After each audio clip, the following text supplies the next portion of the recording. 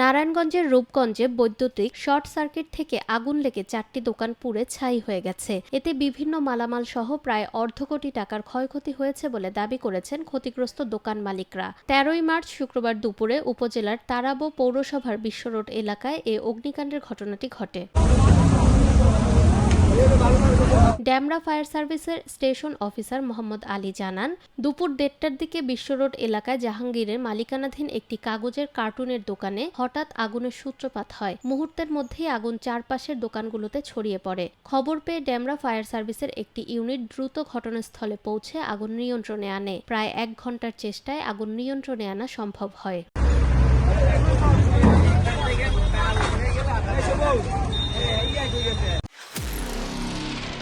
নিরপেক্ষ, সত্য প্রকাশে আপোষহীন।